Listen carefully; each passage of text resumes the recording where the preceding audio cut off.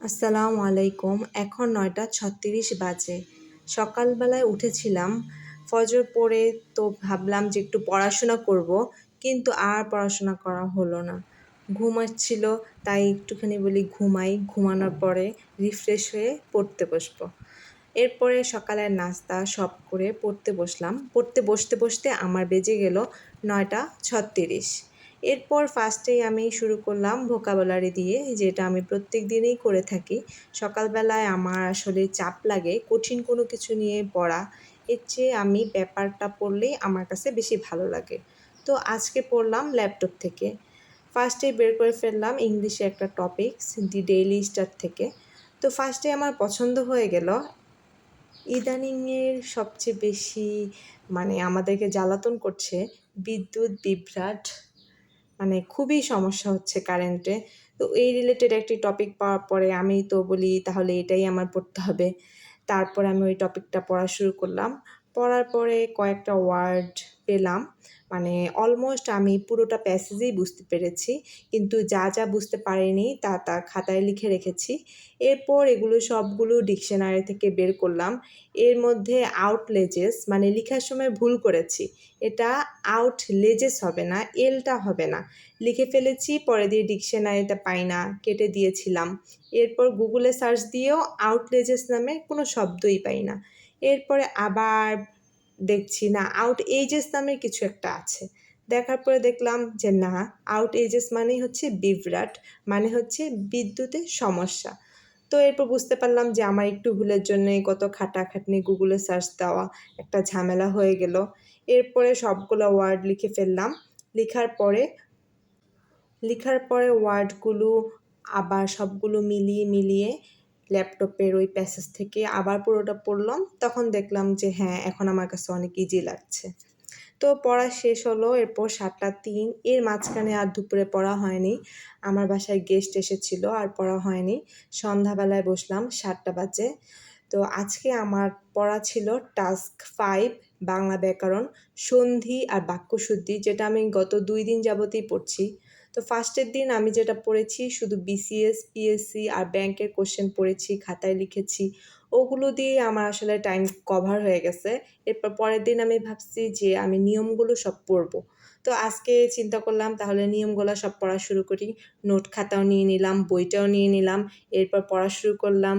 তারপরে পড়তে পড়তে নিয়ম পড়ছি। পড়তে পড়তে মনে হলো যে আমার ভিডিও দেখবে। আমি যেটা দেখলাম, আলহামদুলিল্লাহ গত ২ দিনেই আমার ১০ জন সাবস্ক্রাইবার হয়েছে, যেটা আমি খুবই অবাক হয়ে গিয়েছি। আমি ভেবেছি কেউই হয়তো দেখবে না। তো মনে হলো যে মানুষ কষ্ট করে দেখবে, কিন্তু যদি কোনো লাভ না হয় তাহলে কিভাবে হবে? সেজন্য আমি ভেবেছি আমার যতটুকু সম্ভব ততটুকুই আমি চেষ্টা করব এখানে দেওয়ার জন্য।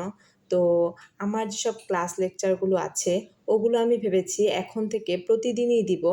আর ক্লাস লেকচার দেওয়াটা কিংবা ওখান থেকে ছবি তুলে নিয়ে আগে আমরাও এগুলো লিখতাম। এই ক্লাস লেকচারটাও আমার কাছে অনেক বেশি গুরুত্বপূর্ণ। তো সবাই যারা কোচিংয়ে যাবে না তারা চাইলে এই ক্লাস লেকচারটা ফলো করতে পারে, লিখতে পারে। কারণ এই ক্লাস লেকচারে আমি এমন কিছুই লিখেছি যেটি হচ্ছে আমাদের বিসিএস ক্যাডার ভাইয়ারাই এই ক্লাসটা করিয়েছেন। এবং আমার একটা বিশেষ গুণ হচ্ছে যে স্যাররা যা বলেন তাই লিখা, খাতায়ও লিখে ফেলা।